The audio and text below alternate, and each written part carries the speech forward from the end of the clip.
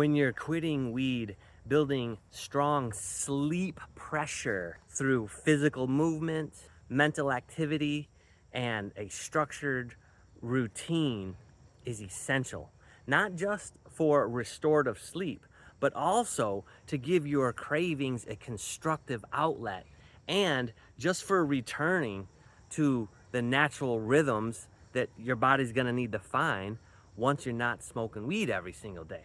And so I wanted to talk about that. This is one of those things, it's kind of a tough love. I firmly believe that number one, if you do not have structure, if you do not have structure with your day, that you're going to struggle all the more with quitting weed. And now, what do I mean when I say structure? Well, first and foremost, have something to do. Know the night before or the morning of when you wake up, jot it down on a piece of paper, go from one thing to the next. Do not give yourself a lot of idle time. So that daily structure is really important. Can't stress that enough. Number two, I'm probably going to talk about this every single video, but you got to have some type of physical movement. You don't got to be like some kind of beast, but you got to get after it physically in some way or the other. If you're not going to be building that sleep pressure. Now, when I say sleep pressure, I mean you got to have a vigorous, if not rigorous, day. So when you hit the pillow, you are zonked. Otherwise, no sleep pressure means you're not going to sleep well. If you don't sleep well, that means you're not going to have the energy, the mental clarity, and just the stamina to put yourself through the rigors of not smoking weed, because that by default is what we already are doing. And then the third thing is the mental activity. And then the mental activity, if it's just reading a book, how often are you reading books? Don't sit around watching videos, but do something that's strenuous for the mind.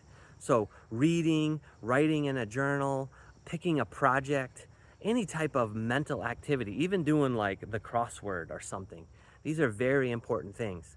So you got to have sleep pressure. In order to get the sleep pressure, you got to have a consistent, rigorous, if not vigorous, daily routine that I recommend you write down the night before or the morning of, so you know what you're doing and it's nice and planned. No idle time. You got to have a physical routine where you're getting after it, walking hard at the minimum, lifting weights, push-ups and sit-ups. Again, I'm going to talk about this ad nauseum. You got to challenge yourself physically. And then finally, the mental piece. Be reading, be writing, do something to challenge your mind.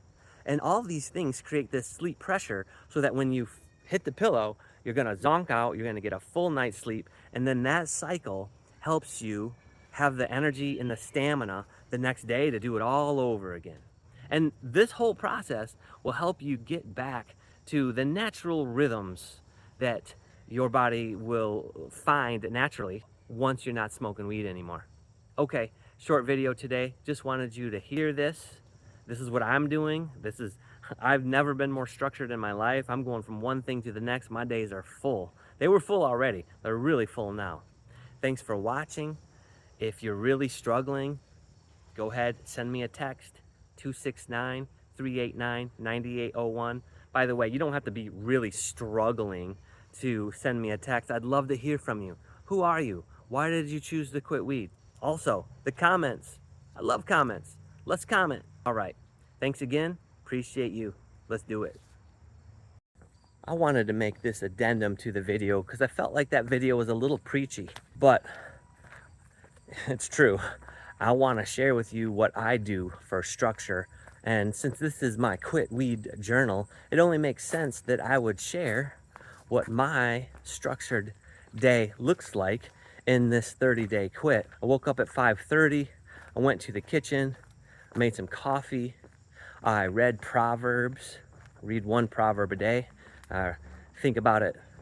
And then I jotted down some notes. And all I do is have some sticky pads. And I just filled up 2 of those. Nothing big. No big deal. When I was done writing, I headed out the door and I went to the gym. I belong to the YMCA and I lifted weights. I knew you were gonna bark. When I was done lifting weights, went home real quick, got another cup of coffee, got a big tall glass of water.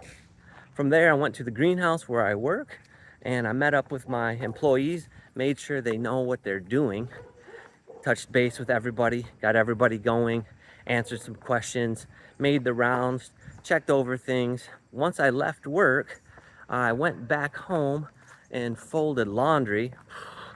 Now let me tell you, folding laundry is about as easy as quitting weed. Nonetheless, I did do it.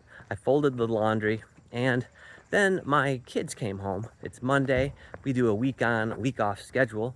So they came home, and from there, we just caught up a little bit and went out to lunch together. Came home from going out to lunch together, and then I went to my second job and finished my second job, came back home and met with some inspectors. I'm potentially having a brand new roof put on my house, and I'm getting some bids. And so I met with some inspectors, and they were in my attic, and I was just looking over their shoulder, answering questions. And from there, they left. I took my son to a sports physical. He's a cross-country runner, so we gotta get him all set up for the upcoming season, which is in the fall.